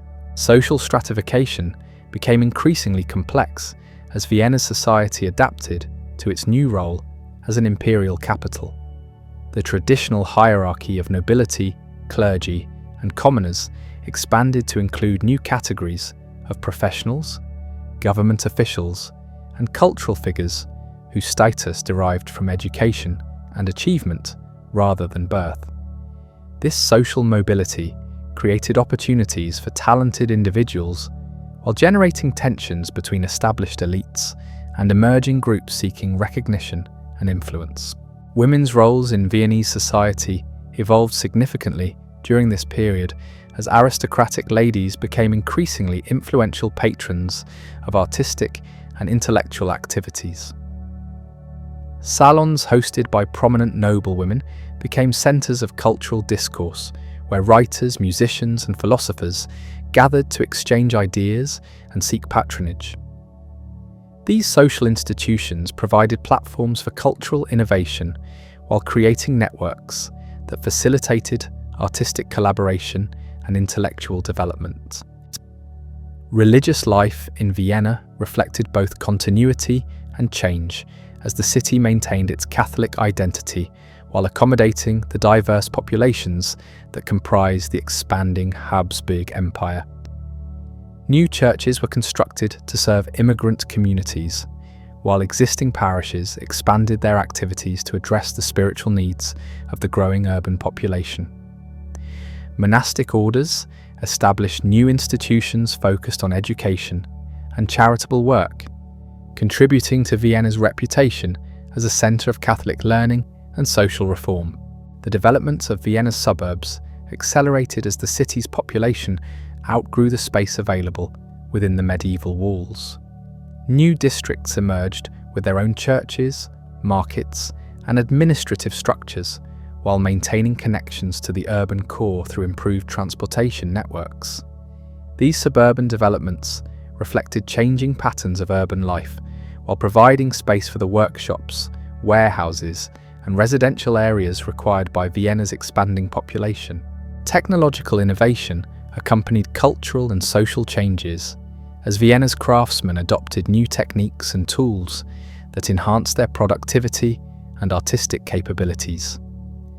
Printing presses produced increasing quantities of books, pamphlets, and sheet music that spread Viennese cultural influences throughout Central Europe. Improvements in metallurgy and manufacturing enabled the production of higher quality goods while reducing costs, making Vienna's products competitive in international markets. The establishment of Vienna as a centre of scientific inquiry began during this period as the city's university and learned societies attracted researchers interested in natural philosophy and experimental investigation. The Imperial Library expanded its collections significantly, while new institutions were founded to promote scientific research and technological development. These intellectual activities enhanced Vienna's reputation while providing practical benefits through innovations in medicine, engineering, and agriculture. International recognition of Vienna's cultural achievements grew steadily as foreign visitors reported on the city's magnificent architecture, sophisticated musical life, and vibrant intellectual atmosphere. Travel accounts published throughout Europe described Vienna as a worthy rival to Paris and Rome, while diplomatic correspondence praised the elegance and refinement of Habsburg court life. This positive international attention attracted additional immigrants and investors while enhancing Vienna's prestige and influence. The city's judicial and administrative systems underwent significant reforms designed to accommodate Vienna's new role as the capital of a multi-ethnic empire. Legal codes were standardized while new courts were established to handle commercial disputes and criminal cases. Government offices expanded their staffs and improved their procedures, creating more efficient systems for managing the complex affairs of the Habsburg domains while providing career opportunities for educated professionals. Military institutions continued playing important roles in Vienna's development even after the immediate Ottoman threat receded. The city remained a crucial headquarters for Habsburg forces operating throughout Central Europe and the Balkans, while serving as a centre for military education and technological development. Weapons manufacturing and related industries provided employment while contributing to Vienna's economic diversification and technological advancement. By 1740, Vienna had completed its transformation from a besieged fortress city into one of Europe's most magnificent capitals. The population had grown to nearly 250,000 inhabitants, while the city's cultural and economic influence extended throughout the continent and beyond. This remarkable metamorphosis demonstrated Vienna's capacity for reinvention and adaptation, qualities that would prove essential as new challenges emerged that would test everything the city had achieved during its golden age of Baroque splendor and imperial grandeur. The stage was set for Vienna's encounter with the revolutionary ideas and social upheavals that would sweep across Europe in the later 18th century, bringing both opportunities and threats that would require all the wisdom and resilience the city had accumulated through centuries of survival and triumph against seemingly impossible odds. The intellectual ferment that began transforming European thought in the mid-18th century found particularly fertile ground in Vienna's cosmopolitan atmosphere. The city's unique position as the capital of a multi-ethnic empire had created an environment where diverse ideas could flourish and cross-pollinate in ways that were impossible in more homogeneous societies. When Enlightenment concepts began filtering into Habsburg territories through diplomatic channels, commercial networks, and academic exchanges, Vienna's educated classes embraced these new ways of thinking with an enthusiasm that would reshape the city's intellectual landscape for generations to come. Empress Maria Theresa, who ascended to the Habsburg throne in 1740, initially approached Enlightenment ideas with considerable caution. Her deep Catholic faith and conservative instincts made her suspicious of philosophical movements that seemed to challenge traditional religious and political authority. However, the empress possessed a pragmatic intelligence that recognized the potential benefits of educational and administrative reforms based on rational principles. Her reign would witness the beginning of Vienna's transformation into a center of enlightened absolutism that balanced innovation with respect for established institutions. The War of Austrian Succession, which erupted shortly after Maria Theresa's accession, tested Vienna's resilience once again as Prussian, French, and Bavarian armies threatened the very existence of the Habsburg Empire. The city found itself serving as the nerve center for military operations across multiple theaters, while simultaneously functioning as a refuge for displaced populations fleeing the widespread devastation. These wartime pressures accelerated governmental reforms and social changes that might otherwise have taken decades to implement.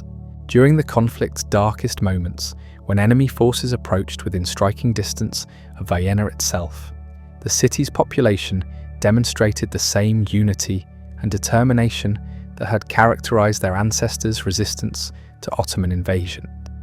Citizens contributed funds and labor for defensive preparations, while merchants provided supplies for the imperial armies.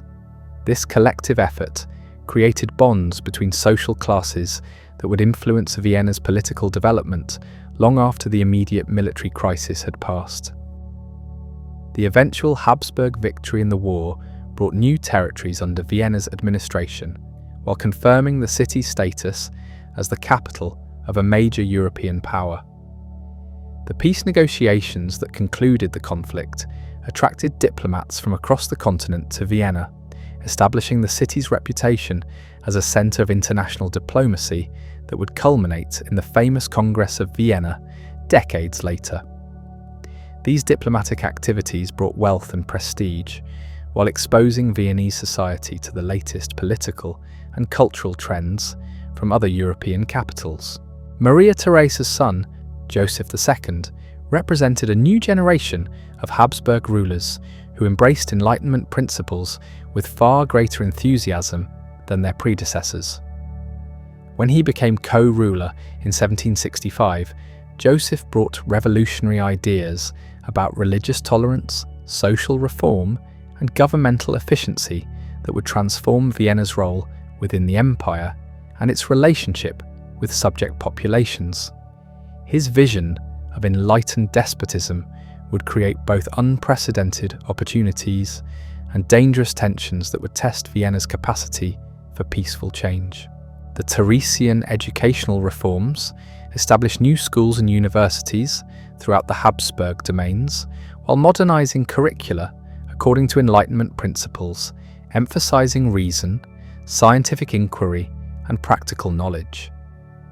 Vienna's educational institutions became models for similar reforms throughout Central Europe, attracting students and faculty from distant provinces who brought diverse perspectives and experiences to the imperial capital. These academic developments laid foundations for Vienna's later emergence as a center of scientific research and intellectual innovation. Religious policy underwent dramatic changes as Joseph II implemented his famous toleration patent in 1781, granting unprecedented rights to Protestant and Orthodox Christians while improving conditions for Vienna's Jewish population. These reforms transformed the city's religious landscape, allowing previously suppressed communities to establish churches, schools, and cultural institutions that enriched Vienna's already diverse character. The policy's success in Vienna provided a model for similar measures throughout the empire, though implementation proved more challenging in regions with different historical experiences.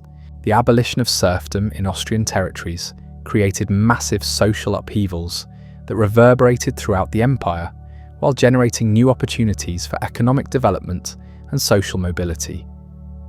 Vienna became a destination for former serfs seeking employment in the expanding manufacturing and service sectors, creating demographic pressures that strained the city's housing and infrastructure while providing labour for growing industries. This rural to urban migration fundamentally altered Vienna's social composition and cultural character. Administrative reforms streamlined governmental procedures while creating new career opportunities for educated professionals regardless of their social origins.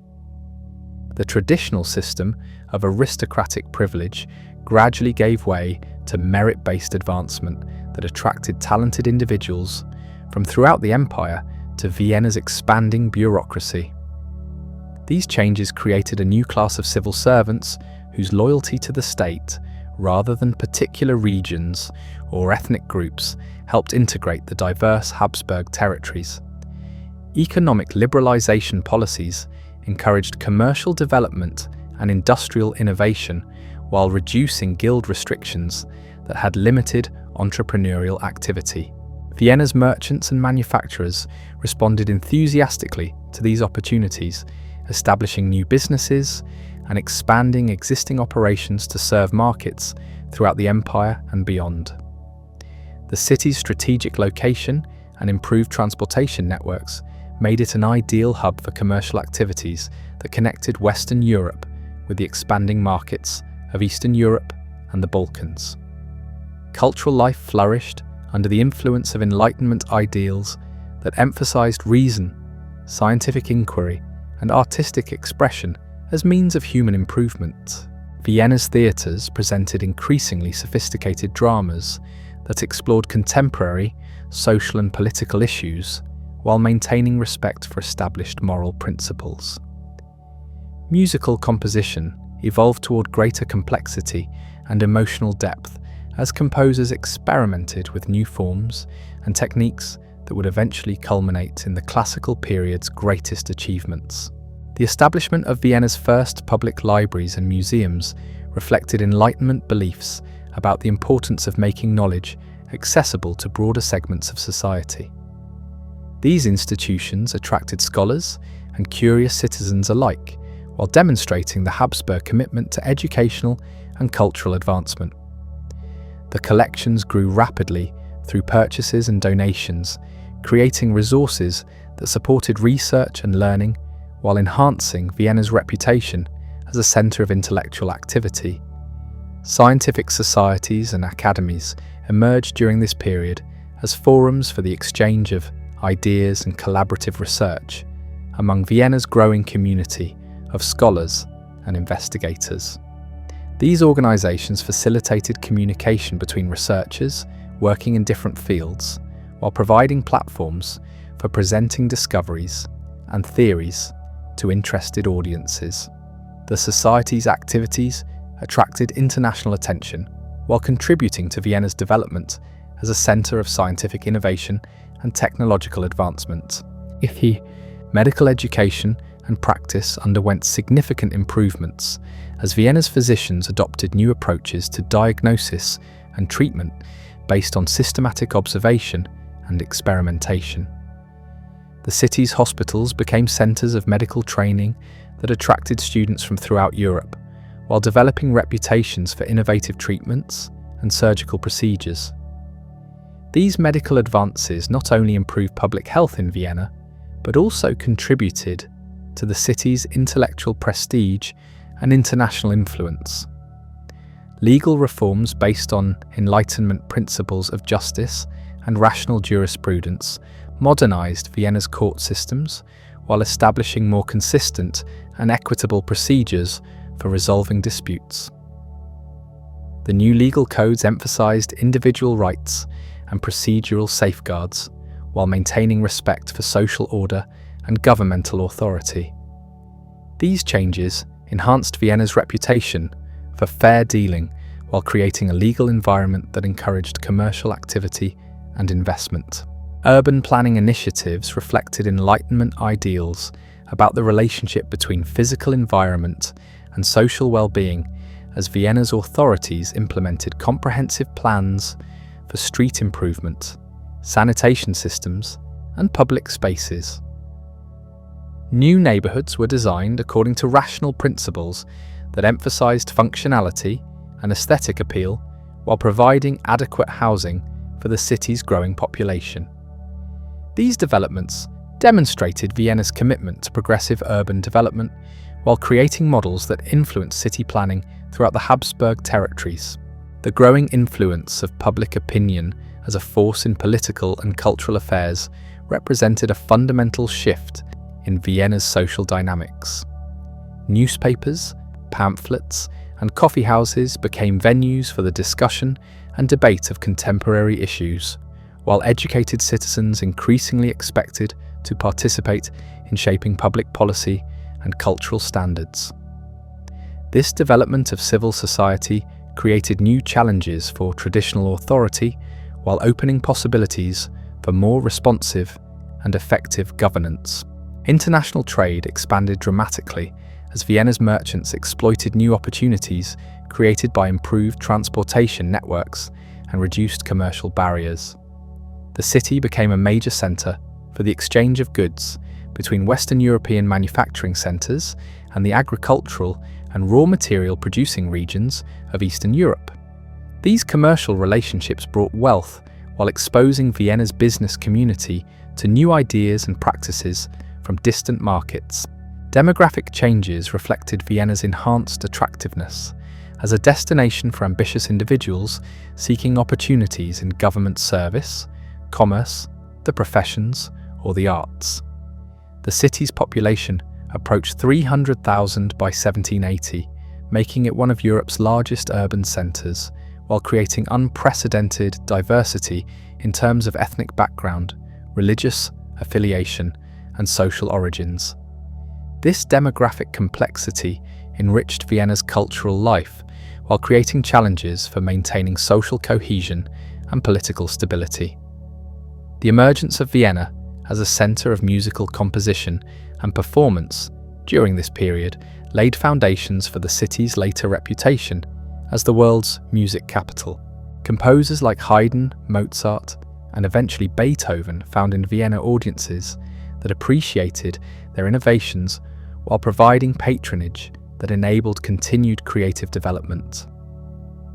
The city's musical life encompassed everything from court performances to popular entertainment, creating a rich environment that nurtured talent while establishing traditions that would influence musical development for centuries. By 1789, Vienna had successfully navigated the transition from Baroque absolutism to Enlightened despotism while maintaining its position as one of Europe's most important political and cultural centres. The city's ability to adapt Enlightenment ideals to its particular circumstances while preserving essential continuities with its past demonstrated remarkable institutional flexibility and social resilience. However, the revolutionary upheavals that were about to convulse France would soon test Vienna's stability in ways that no previous challenge had done, forcing the city to confront fundamental questions about the nature of political authority and social organisation. The French Revolution's radical assault on traditional hierarchy and religious authority would create ideological conflicts that penetrated deep into Vienna's social fabric, while generating military pressures that would require unprecedented mobilization of the city's human and material resources. Everything Vienna had learned about adaptation and survival would prove essential as the city prepared to face the greatest ideological and military challenge in its long history of overcoming seemingly insurmountable obstacles through courage, ingenuity, and an unshakable determination to preserve its unique character and achievements. The news from Paris reached Vienna in the summer of 1789, like thunderclaps announcing an approaching storm.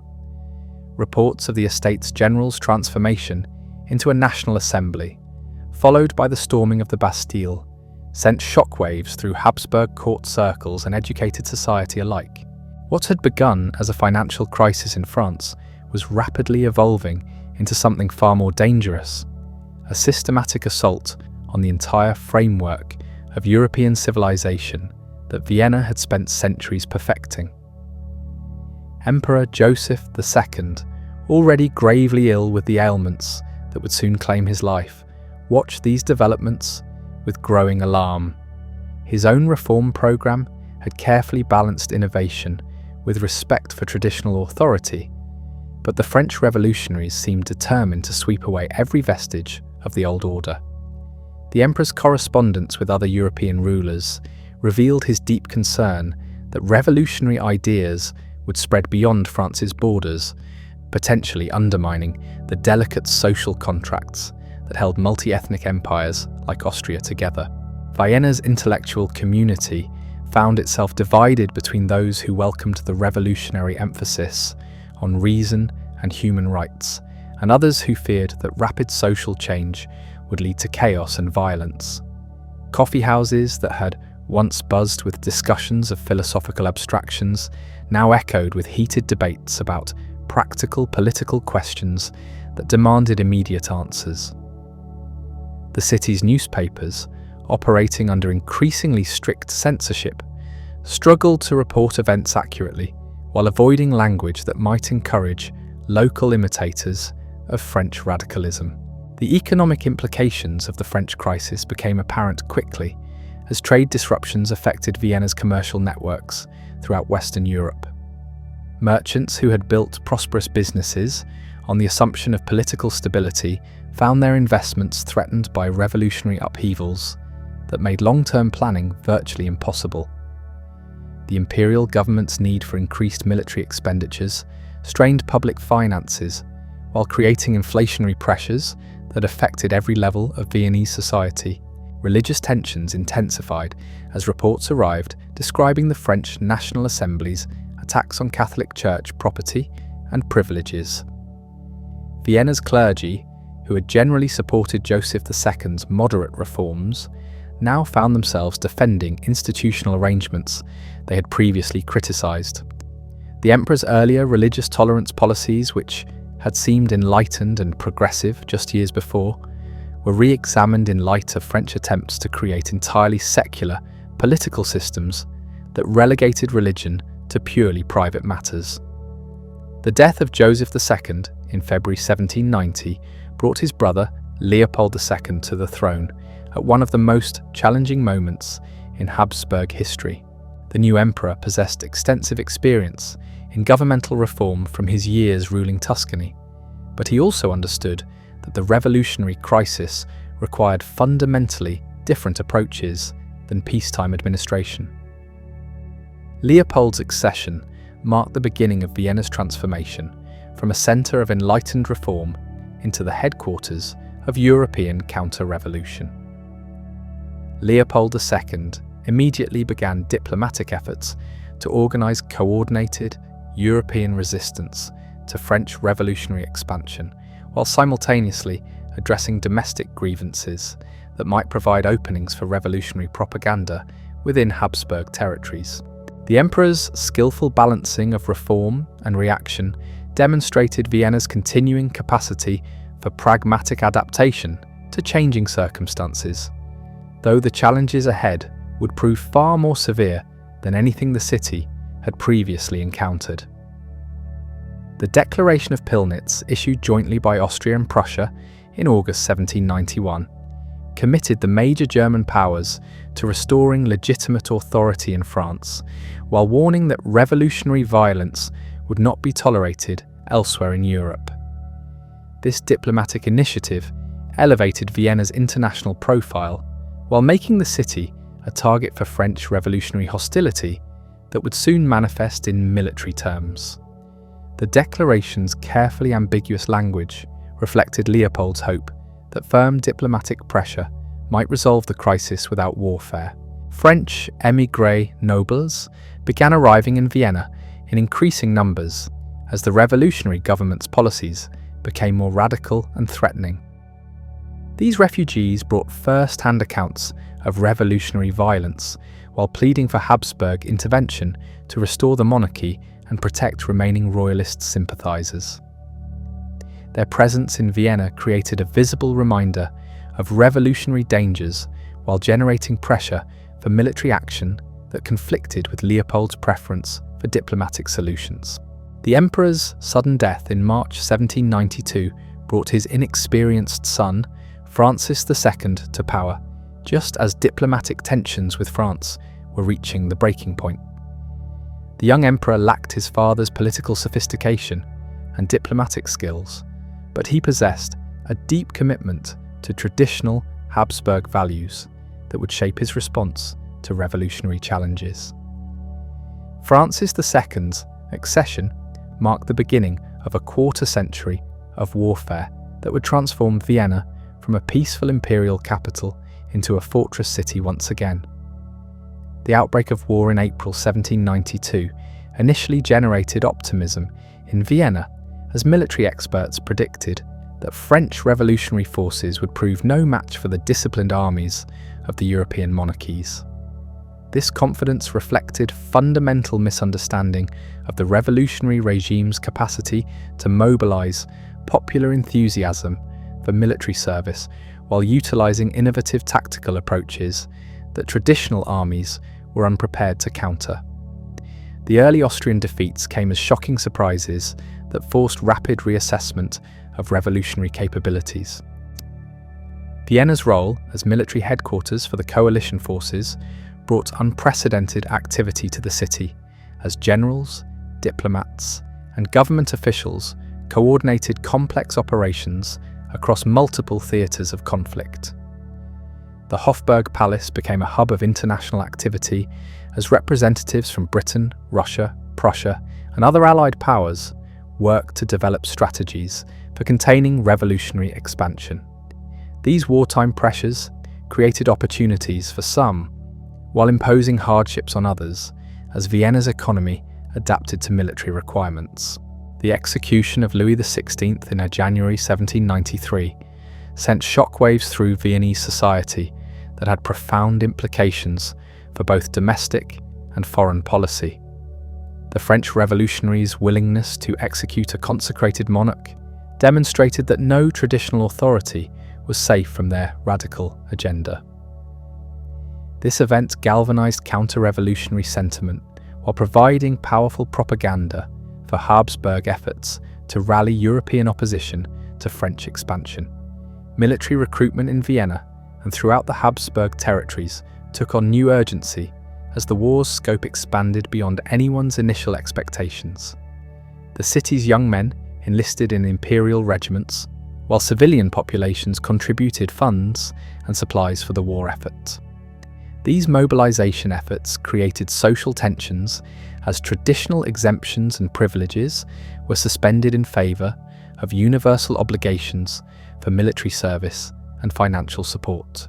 The war's economic impact on Vienna became increasingly severe as military expenditures strained government finances while trade disruptions reduced commercial revenues. Inflation affected essential commodities, making daily life more difficult for ordinary citizens while creating opportunities for speculators and military contractors. The imperial government's attempts to manage these economic pressures through currency manipulation and price controls achieved limited success while generating additional social tensions. Revolutionary propaganda infiltrated Vienna despite government censorship efforts, as French agents sought to exploit social grievances and ethnic tensions within the Habsburg Empire. Secret societies and underground networks emerged to disseminate revolutionary literature while organizing opposition to imperial policies. These subversive activities, though limited in scope, demonstrated that Vienna was not immune to the ideological contagion spreading throughout Europe. The city's police and intelligence services expanded dramatically as the government sought to identify and suppress revolutionary sympathizers while monitoring the activities of foreign agents and domestic dissidents. These security measures created an atmosphere of suspicion and surveillance that affected daily life, while providing employment for informers and investigators whose activities sometimes exceeded their official mandates. The balance between security and liberty became a persistent source of tension in wartime Vienna. Cultural life adapted to wartime conditions as theatres, concert halls, and other entertainment venues were pressed into service for patriotic demonstrations and fundraising activities. Musical compositions and theatrical productions increasingly reflected themes of loyalty to the monarchy and resistance to revolutionary ideology. These cultural expressions serve both entertainment and propaganda purposes, while maintaining Vienna's reputation for artistic excellence despite wartime constraints. The First Coalition's ultimate failure to contain French expansion forced Vienna to reassess its strategic priorities and diplomatic relationships.